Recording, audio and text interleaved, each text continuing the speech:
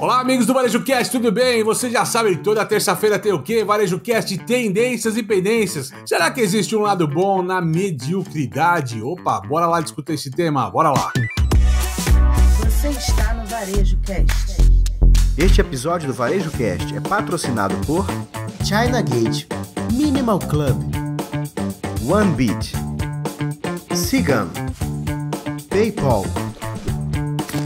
E aí, turma, chegando com mais um Varejo Cast, tendências e pendências. E você já sabe, tendências e pendências é aquele episódio que a gente está falando ou de algo que você já deveria ter feito e ainda não fez, ou seja, uma pendência, ou olhando para o futuro e trazendo para você, antes de qualquer outro lugar, aquilo que pode impactar o seu negócio hoje e amanhã. E assim te ajudando a ser o quê, Caio Camargo? A prova de futuro, né, meu amigo? Exatamente. Lembrando você, toda terça-feira tem Varejo Cast, Tendências e Pendências. Quinta-feira tem Varejo Cast News. Quarta-feira, às vezes, tem os Varejo Cast Convida.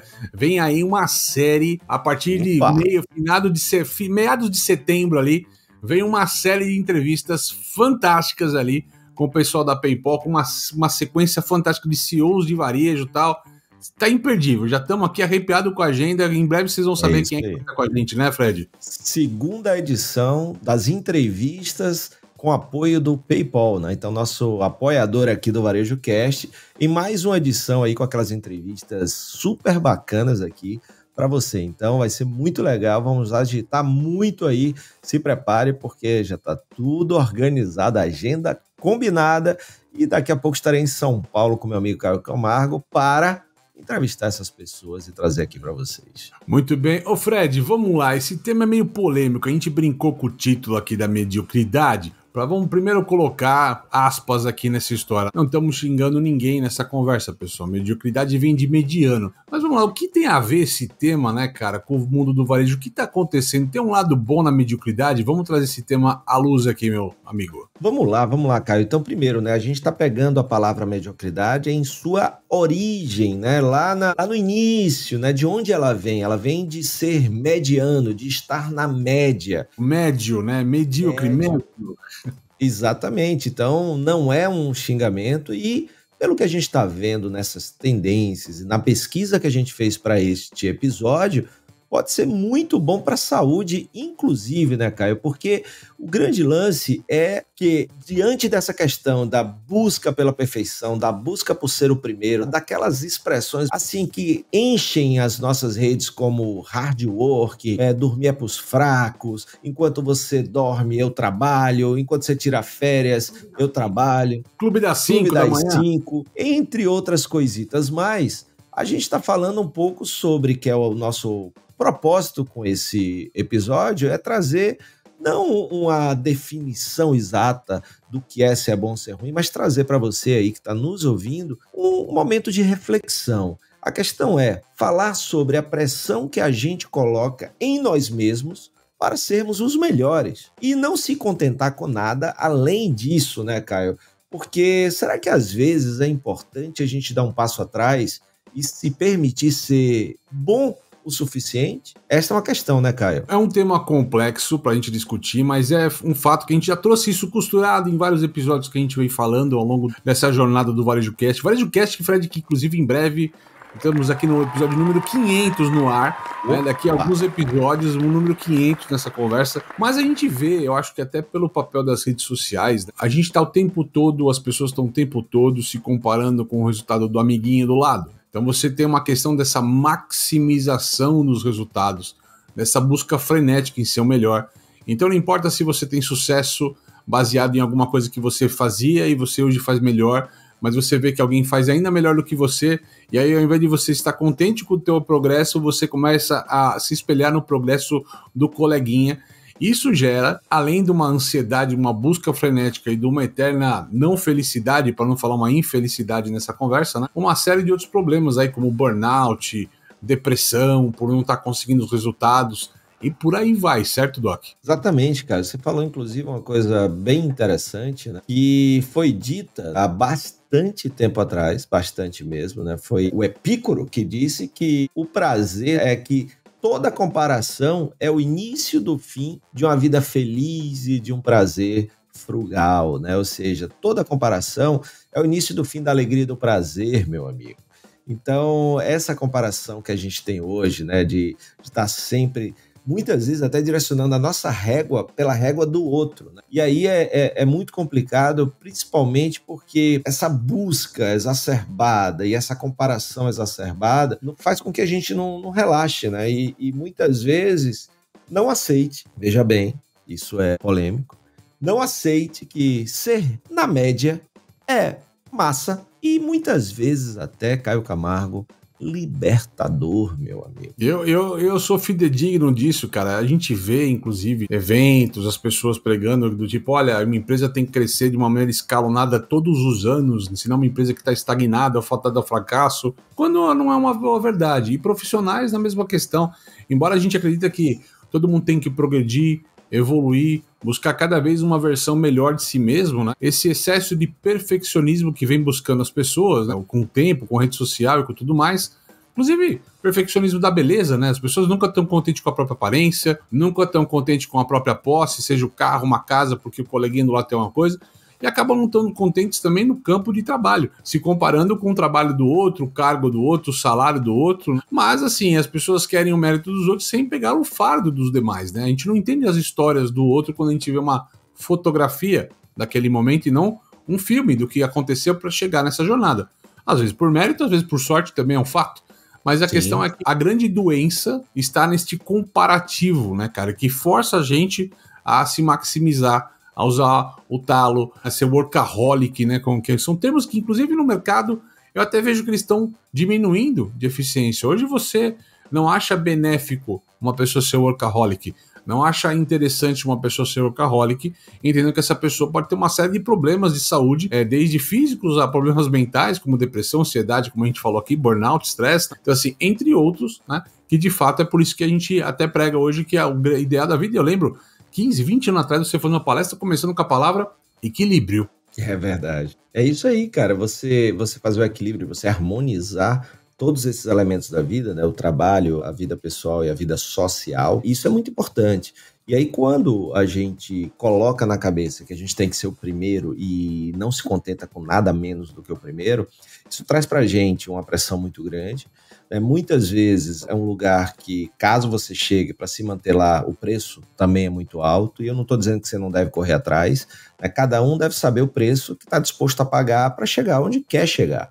Agora, Caio, uma coisa que eu estou lembrando aqui, eu vi já de alguns empresários, e aí você que está me ouvindo, vê se isso já aconteceu com você, por exemplo, Caio, eu tenho lá um operador de caixa na minha loja, certo? E eu pego esse operador de caixa, ele é muito bom, e diz assim, olha, agora você vai ser vendedor. E aí, eu me lembro de alguns empresários dizer, Fred, eu ia promover ela para vendedora e ela não quis. Ela disse que estava ótima no caixa. Eu falei, tá, e aí, o que é que você fez? Eu demiti porque ela não tinha ambição. Ou seja, a pessoa estava no lugar certo. Ela fazia um trabalho maravilhoso. E qual é o mal dela dizer assim, não, eu quero ficar aqui tá ótimo minha vida, eu não quero uma vida de pressão de metas, eu não quero uma vida de, se eu não bater uma meta, eu não sirvo mais para a empresa. O meu negócio aqui é humanas, é fechar o caixa, é entregar, receber o troco direito, é passar o cartão, é bater direitinho ali o fechamento do caixa no final do dia. Ou seja, muitas vezes a gente ainda quer impor à pessoa o que a gente acha que é melhor para ela. Isso é um fato, e tem até os termos, a gente trouxe ao longo desses episódios também, esse não desejo pela liderança como um grande problema, e que isso tem traduzido num termo que o pessoal tem usado, até no Rio Innovation Week a gente viu umas palestras usando, falando desse termo, tá? E não é um termo nosso, que a gente trouxe de mercado, mas você viu primeiro aqui sempre no Varejo Cast com a gente, é importante lembrar. Quiet ambition, né, cara? Que é aquela ambição silenciosa, ou seja, que as pessoas não estão hoje a fim de ter o cargo de liderança, gosta de ficar um negócio que opere, funcione, não se destaque, e para muita gente tá bom. E é importante lembrar quando a gente fala disso aqui para vocês do Varejo Cast, que a gente não tá aí, o Fred aqui falando que é bom ser um lado, que é bom maximizar ou que é bom não maximizar, porque existe o equilíbrio nessa história. A gente precisa de gente que tem inspiração, que tem ambição, que corra, mas ao mesmo tempo que não estoure a corda nem para um lado nem para o outro, nem de ficar muito acomodada naquilo que sempre fez, mas que isso é ruim para qualquer negócio, para qualquer profissional. Ficar acomodado, a zona de conforto é sempre um perigo, eu falo em palestra, né? Quanto mais líder, quanto melhor você está, menos confia na tua zona de conforto, né? E ao mesmo tempo também não adianta estressar a corda com um estresse máximo ou tentando buscar resultados inatingíveis e que isso vai acarretar somente em uma frustração. Então a gente não quer que você esteja nenhum dos extremos, nem acomodado, nem estressado nessa ponta, certo? Certo, Caio. E isso é interessante o que você traz, porque aí cada um deve definir, né, o que é o sucesso para você, o que é uma vida suficiente, né, como diz o Avram Alpert, que é autor de um livro, né, que até baseia essa nossa pesquisa, né, Caio, que é The Good Enough Life, que é a vida suficiente, né, que não é aquele negócio de você não precisa estar no topo, não é para você ser ruim, não é para você não entregar resultados, não é isso. Essa média é aquela pessoa que ajuda nos resultados da empresa, por exemplo, falando no mundo empresarial, ela está ali contribuindo, ela é importante, ela só não está no topo e ela não quer aquela disputa ali na frente, onde ela começa a disputar outras coisas, como vaidades, espaços, numa ferocidade muito grande. Então ela fica ali, essa vida aqui para mim está suficiente, eu estou entregando, eu sou importante para a empresa, só que eu não estou combatendo outras coisas, né? Tipo, eu não chamo a atenção, não passo a ser alvo de outras pessoas porque as pessoas acham que eu vou querer tomar o lugar delas, e ao mesmo tempo isso aqui é suficiente para mim, né? Então é muito interessante o que o Avram Alpert fala e chama de vida suficiente. O que para alguns, essa vida para ser plena, ele tem que estar no topo, ele briga por isso, ou são obrigados a brigar por isso, porque senão não servem para determinadas empresas. Para outras pessoas, é aquele negócio, poxa, para mim isso aqui é o que é suficiente para mim. Então, essa vida suficiente é o conceito por trás do que a gente chamou lá no episódio, né, no início, de mediocridade, mas, na verdade, não no que a gente está acostumado a chamar alguém de medíocre, porque ela não é suficiente, porque ela não entrega resultado, porque o que a gente está falando aqui ela é sim suficiente, ela entrega resultado, ela só não está a fim de disputar o topo. Cara, isso me lembra uma história assim, que eu vi isso acontecer algumas vezes em redes de varejo. Tô falando de redes aí de 50 lojas, 60 lojas, né? E você via exatamente quase igual um campeonato de futebol, né? Você sempre escuta a notícia de hoje o pessoal brigando no topo da tabela, né? E o pessoal brigando lá na zona de rebaixamento do campeonato, né? O meio da tabela é uma oscilação. Se teu time tá no Campeonato Brasileiro em 9º ou em 12º, é uma flutuação que tá todo mundo olhando, mas ao mesmo tempo não é tão interessante para o noticiário. Dessa mesma forma, eu encontrei na vida, não vou mencionar empresas ou pessoas, obviamente, mas gerentes que entendiam esse papel, né? Eles falavam, cara, no meio de 50 lojas eu tô no 25. Tem mês que a gente detona de vender, eu consigo por alguma questão ser melhor, levantar a loja, eu subo para 22, 29, 21, 22. Tem mês que tá ruim, eu caio para 26, 27.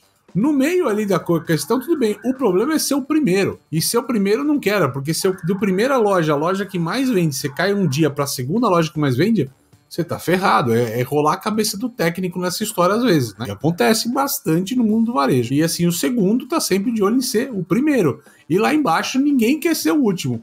Então são as conversas de varejo que acontecem, infelizmente, nas empresas. Assim, infelizmente que eu digo porque a gente tem que tomar cuidado para não ser confortável, tornar isso uma zona de conforto do o resultado que vier, que venha. Mas que você faça o seu melhor, que você bata as metas, que você siga os números, tá? Mas às vezes dentro de uma zona ali de trabalho menos emocional, com essa carga de estresse e tudo aí que a gente está colocando aqui, né, falando dessa questão especial, certo, Doc? Isso mesmo, Caio. Pô, então a gente vai dar uma parada agora, né, depois dessa primeira parte aí, a gente refletindo um pouquinho sobre esse conceito de vida suficiente, né, de ser um profissional suficiente. Será que você está preparado para ter alguns profissionais suficientes ou você só quer na sua empresa aqueles que querem estar no topo? E se todo mundo quiser estar no topo, Caio Camargo, como vai ser o clima desta empresa? Então, para responder estas e outras dúvidas, você vai ter que aguardar aqui. E agora, pegando aqui nossa mensagem dos nossos apoiadores aqui, daqui a pouquinho a gente volta. Até mais. Importar da China nunca foi tão fácil. Com o container compartilhado China Gate da importação digital, você dobra seus lucros todo mês. Tarifas a partir de $250 por metro cúbico. Cuidamos de toda a papelada e armazenamento. Negocie com seu fornecedor, nós cuidamos da logística. Simulação de custos em até 48 horas e anuidade de apenas R$ 1.500. Importe quantas vezes quiser de até 5 fornecedores diferentes. Acesse chinagate.com.br e embarque hoje mesmo nessa jornada de sucesso.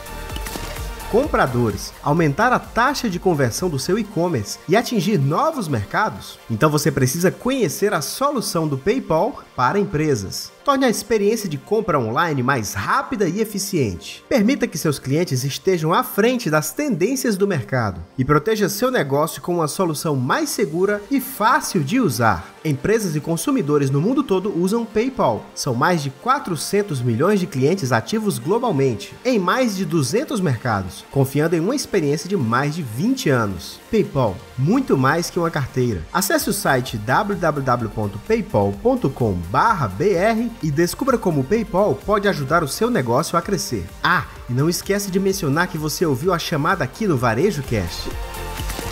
Varejista, está precisando de uma solução completa para gerenciar seu negócio? Cigam é a escolha certa para o seu sucesso. Um sistema completo que abrange desde o atendimento ao cliente até a gestão do negócio, além de recursos especializados para o setor. Acesse painéis de indicadores e tome decisões estratégicas com base em dados precisos. ERP Cigam, a escolha inteligente para o varejo. Acesse www.cigam.com.br.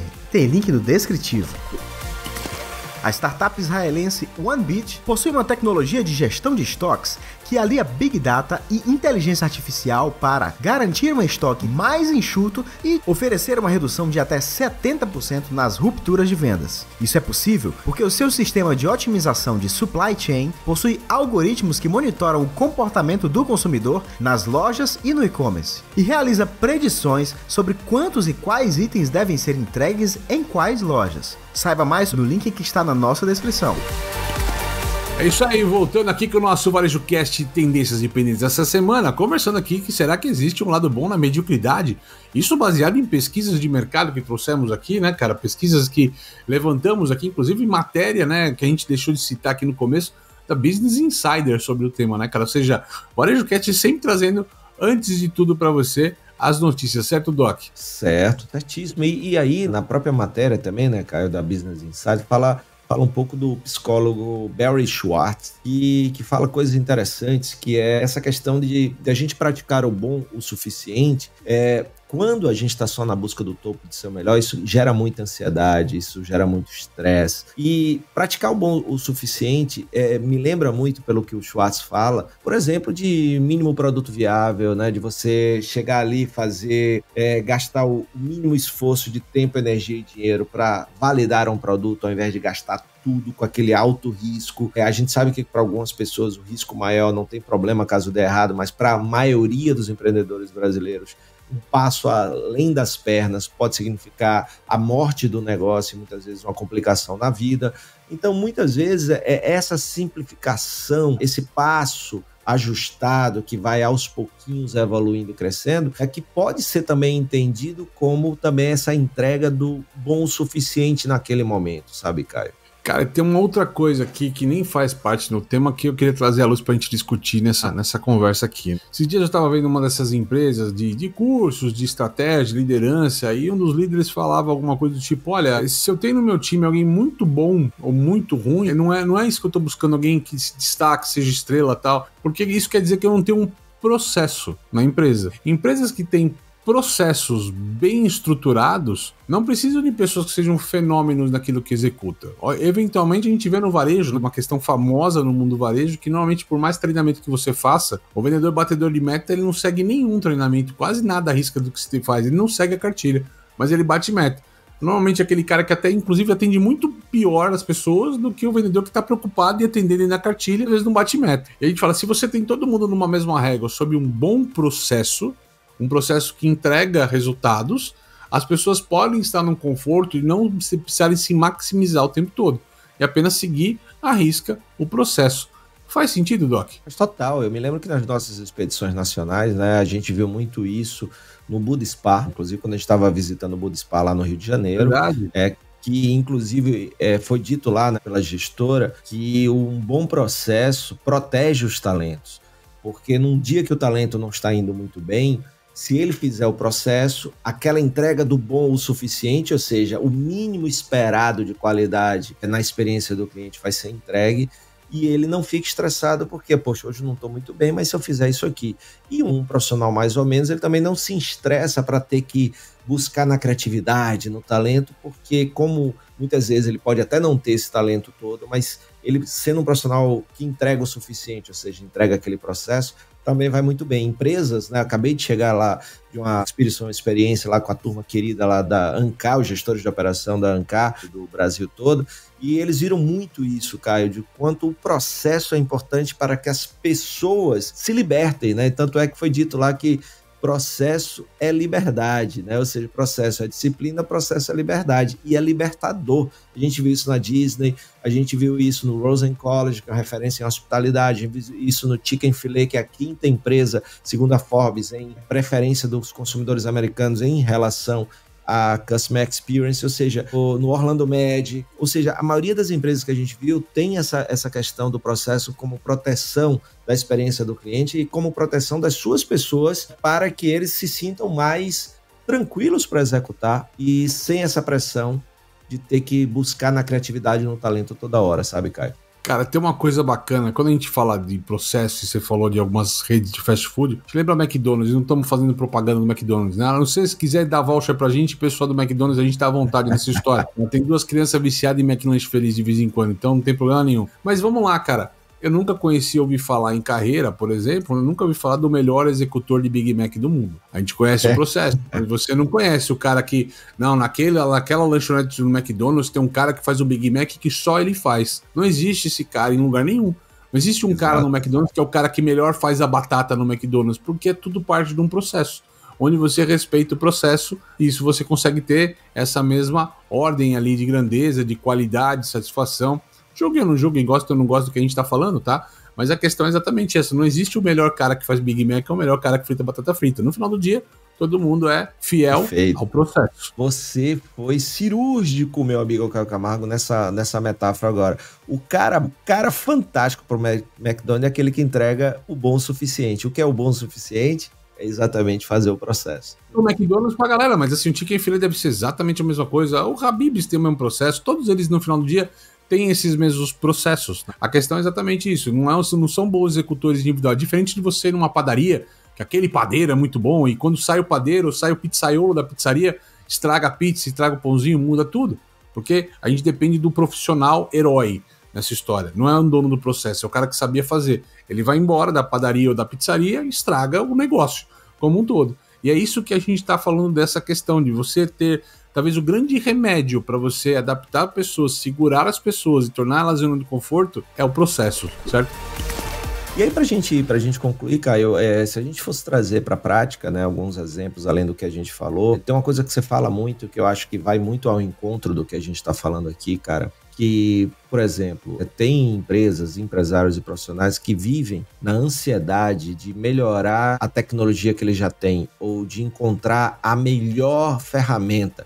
E com tanta ferramenta que vai surgindo todo dia, o cara acaba ansioso, estressado, e ele estressa o time porque ele está sempre mudando de tecnologia. Então, assim, se, né, você diz muito isso, a melhor tecnologia é aquela que funciona, o cara entender que fazer uma tecnologia funcionar muito bem é suficiente muitas vezes, né, cara? Se ela está atendendo o propósito, só que aí as pessoas ficam naquela ansiedade, naquela... Pô, mas eu tenho que ter uma nova tecnologia, qual é a melhor, qual é a que saiu, né? Sempre você que faz muito workshops, aí tem rodado muito com o Cacau Show, com o Sebrae Minas Gerais, é você falando muito isso, e eu tenho certeza que as pessoas te perguntam muito, qual é a melhor isso? Ou seja, a pessoa quer saber a melhor, mas ela não testa nenhuma, e às vezes a melhor é que ele já tem, né, velho? Eu acho que isso vem muito ao encontro do nosso tema hoje. Tem tudo a ver, e o meu comparativo, a metáfora que eu uso nesses casos, eu falo assim, cara, qual a melhor tecnologia? É que é o dia, por exemplo. Dado o nível que a gente tem hoje, eu falo, é como você pedir o conselho de qual que é o melhor calçado para você correr na rua. Tem gente que prefere marca A, outro marca B, o outro marca C, isso não é nenhum problema. Mas eu falo, nenhuma das marcas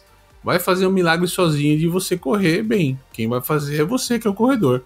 Então a gente que vai ter, depende sempre da pessoa, né? Eu falo como ferramenta, é igual você pensar no Microsoft Word, lá no Word que o pessoal usa, né? Tem quem não escreve um bilhete, tem quem escreve um best-seller com aquilo. Então é muito dessa história, Fred, concordo contigo. É muito de saber usar as coisas, usar dentro dos termos e fazer eficiência dentro delas, certo, Doc? E, cara, isso é fantástico. Eu vi na prática agora essa semana, né? Um dos lugares que a gente visitou lá com a turma da Ancar foi o Mall at Millennium.